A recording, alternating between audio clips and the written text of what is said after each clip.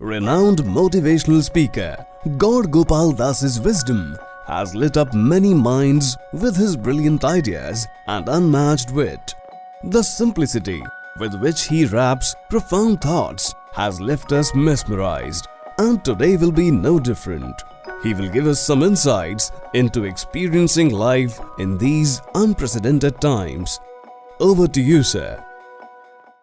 Namaskar. It is my great privilege, pleasure, and honor to be with all of you today, and I want to sincerely thank the Managing Director at AVAYA, Mr. Vishal Agarwal, and the entire AVAYA India team for giving me this opportunity to be with all of you and share a few thoughts on the subject experiencing life in these unprecedented times. Now, how many of you guys have a problem? I know many of you are raising your hands. How many of you guys would like to have a solution to your problem? I know everybody out there is raising their hands. Now here's what I have to say. Pick up your phone if you want a solution to your problems. Go to your wallpaper settings. Do not use the picture of God or any religious or spiritual image as the wallpaper of your phone. Take a picture of your spouse and set that as the wallpaper of your phone. Whenever you go through a problematic situation, a serious problem, pick the phone up, look at the wallpaper, the picture of your spouse, and tell yourself, if I can handle this, I can handle any damn thing in my life. Now, jokes apart, ladies and gentlemen, the fact of the matter is that we are all looking for solutions to our problems, especially in these unprecedented times. The coronavirus has put our life into a royal mess. Personally, financially, socially, professionally, there are problems that we are experiencing which we have never experienced before. We all want to understand if there's a way out, if there is a way we can brace ourselves with the required strength to face these challenges, if there is a coping mechanism that we can develop to not just go through but grow through the current situation and thereby experience life in a meaningful way despite what is happening around us. Today I thought I would share with you three very powerful and crucial principles that can truly transform the way you live your life, not just now during these unprecedented times, but at any given point of time in your life. We're now talking about the year 1939, World War II. Another day, another week in Poland, a gentleman whose name was Stanislavski Lech was sitting in his home with his beautiful wife, with his children, with his parents, and it was a fantastic day. Little did he know what was about to come. Like 7 months back, we were all having a great time. Things were in order. Things were all in place. We had our plans, we had our strategies, we had our aspirations, we had our dreams. And suddenly, the coronavirus comes and shatters all our hopes and dreams. Frustration, anxiety, worry, depression, negative emotions is all or are all an outcome of what has happened to us. And we didn't expect it, we didn't solicit it, we didn't want it, and we didn't know that it was about to come. Stanislavski had no idea, absolutely no idea what was about to happen. On that day, Hitler's men, the Nazis, stormed into his home, took him and his entire family to the concentration camp in Krakow. Right in front of his eyes, the Nazis killed all of his family members, and they employed Stanislavski as a laborer to load the dead bodies on a truck, which would then carry all these corpses to a graveyard several miles away to be dumped there. Now, everybody in the concentration camp was asking questions like, how could the Nazis do this to us? If they were believers, they were asking, why is God doing this to us? If they were non-believers, they were saying, why is this happening to me? Ladies and gentlemen, have you ever gone through this situation where you've asked this question to yourself, why is God doing this to me, or why is this happening to me? Stanislavski decided that I'm not going to ask the how or the why question. I'm going to ask the what question. What can I do with what is happening to me? I do not have an answer to the question why. I do not have a satisfactory answer to that question why. To that question why, either you have no answer or you have no satisfactory answer. But to that question, what can I do with what's happening to me?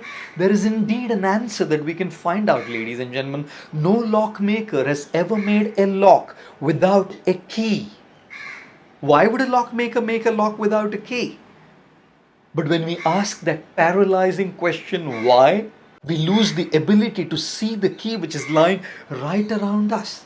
But when we ask the empowering question, what, we gain the vision to start looking for that key, to start looking for that solution, to start looking for that way out.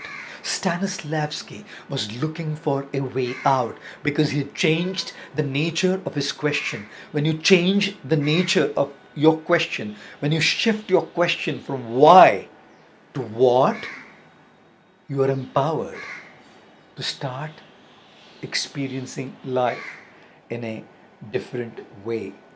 Stanislavski one day decided to take all his clothes off and lay down there in the pile of dead bodies naked. The next morning, he went there and laid down there at night.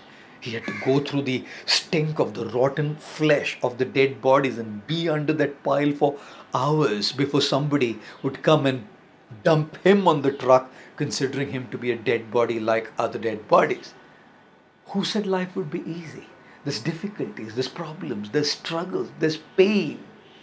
But if we endure it and we go with the question what, we are looking at coming out of the mess that we are in. Next day, Stanislavski's body, still living, but considering a dead body, they put him on the truck. For several hours, the truck didn't start and he's still having to go through that stink. Finally, the truck started. It carried all the bodies to the graveyard, dumped them there.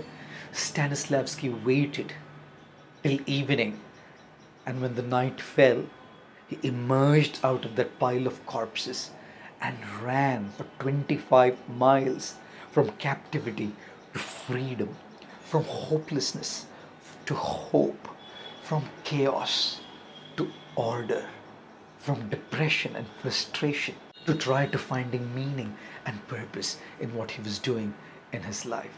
And therefore the first principle that I want to share with all of you is shift your attention from the question why, the paralyzing question why, to the empowering question what.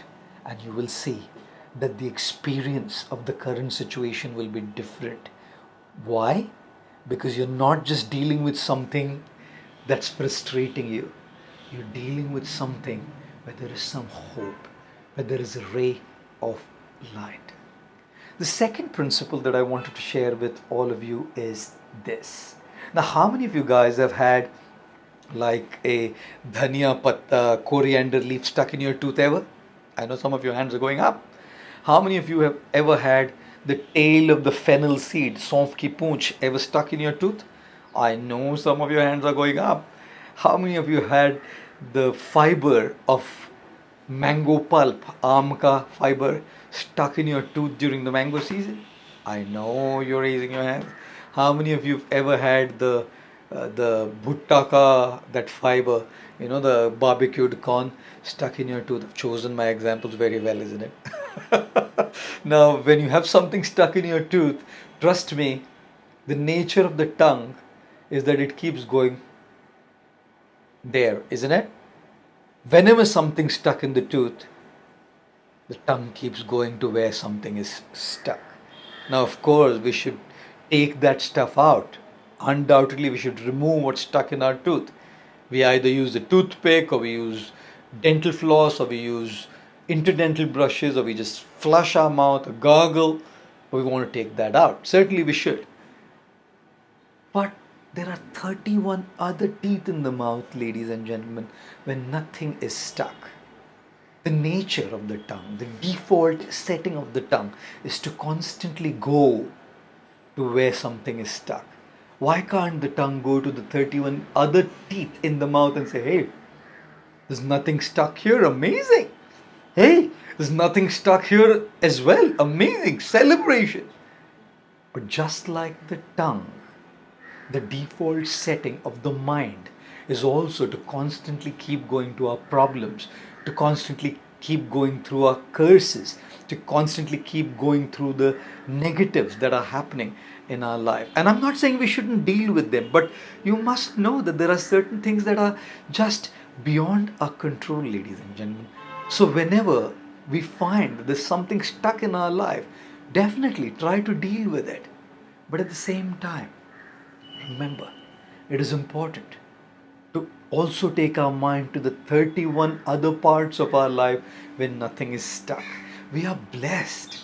We are blessed. We have a family. We have a home. We have food to eat on our plate. There are people in the world today who are homeless. There are people who are in the world today who are lonely. There are people who are in the world today who don't have one square meal to eat. We opened our eyes this morning, ladies and gentlemen.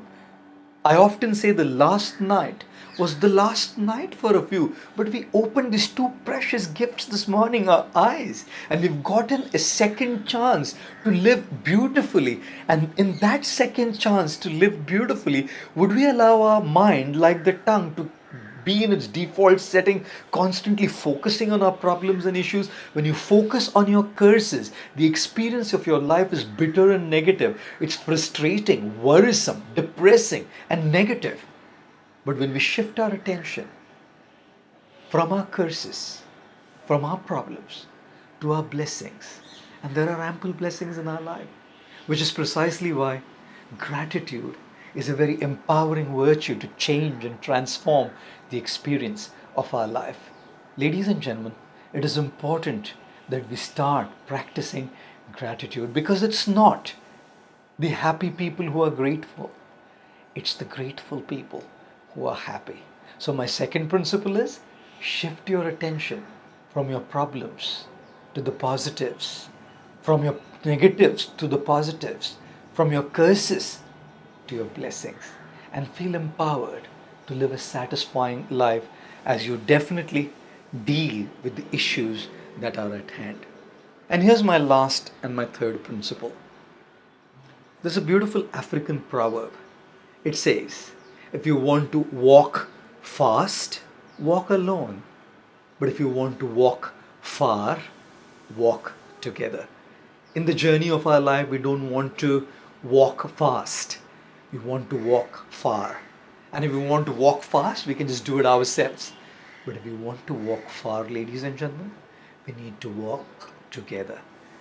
The power of togetherness, the strength of unity in these unprecedented times is a classic, empowering principle which can help us deal with these challenging times in a great way. During the 2008 recession in the Midwest of America, there was a company called Barry Wehmiller Limited. Because of the recession, Lehman Brothers crashed, and overnight businesses changed. There was massive losses.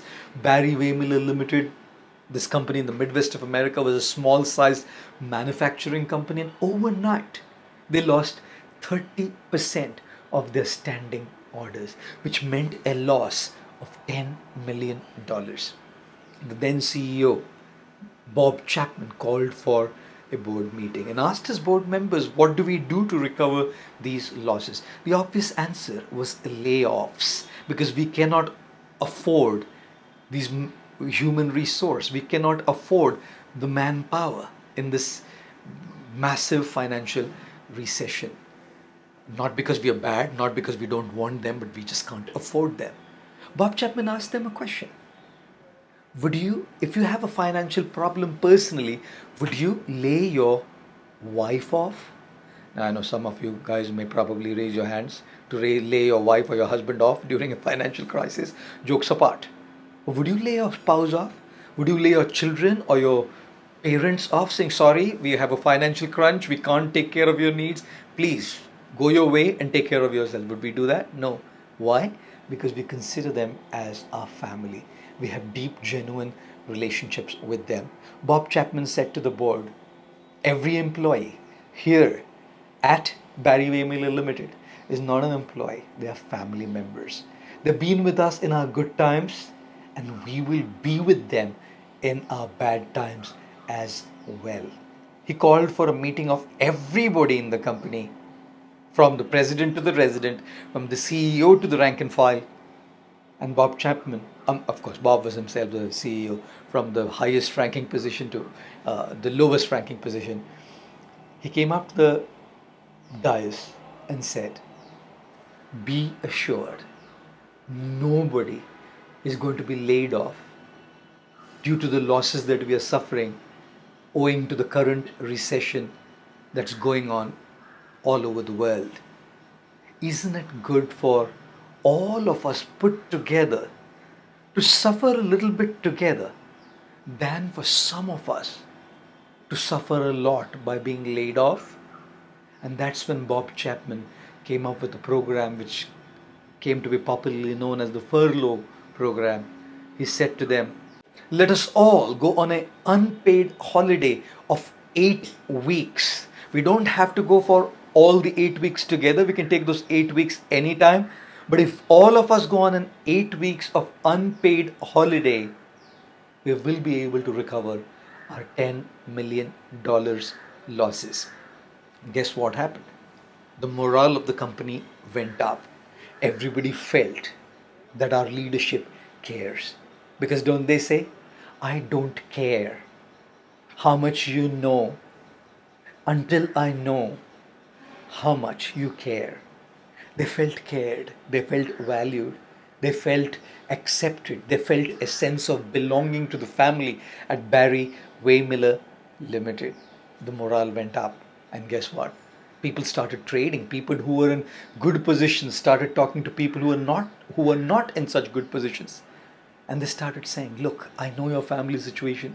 You're in need of money. Your salary is less. I don't think you can afford 8 weeks of an unpaid holiday. But I'm well to do. My family situation is great as well. But what we could do is, I'll take 4 weeks of your holiday, unpaid holiday, and I'll go on a 12 weeks unpaid holiday so that you can only go for 4 weeks and you can still get the salary for the rest of the 4 weeks. Relationships deepened, bondings happened. And you know something? In that year, financial year, when everybody was suffering major losses, Barry Waymiller did not just recover the $10 million, but they made it $10 million extra. The power of togetherness. If you want to walk fast, walk alone. But if you want to walk far, walk together.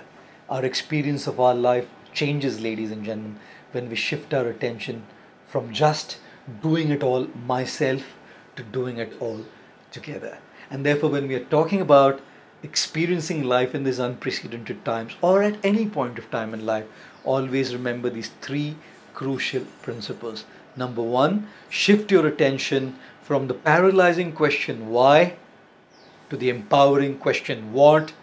It is that question what that will help you to get the vision, to see the key to the lock that is locked up in your life. Principle number two, shift your attention from the negatives to the positives. Deal with the negatives and focus on the positives. Shift your attention from the curses to the blessings. Deal with the curses, but focus on your blessings and feel empowered with that virtue of gratitude to face what you're going through with a smile on your face.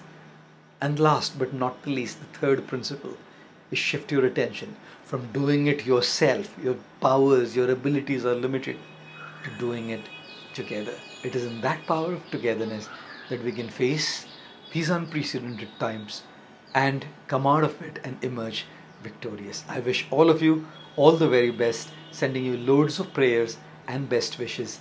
Thank you all very much. Thank you so much for being here. I'm sure this provides a lot of exciting opportunity for all of us. You have gone through different launches around customer experience, integration of AI with customer experience, new collaboration product spaces, and many other solutions along with our partners. I am personally very excited about it, and I'm sure you are too. This is a great opportunity to serve our customers and our employees in this world where collaboration is key, customer experience matters a lot, and as you integrate with AI and cloud platforms, it provides a unique value proposition to your customers. I would like to also take this opportunity to thank you for being here, taking the time out of your busy schedules, and being loyal to us in these turbulent times. We wouldn't have been here without your support, and I'm really having a deep gratitude about it.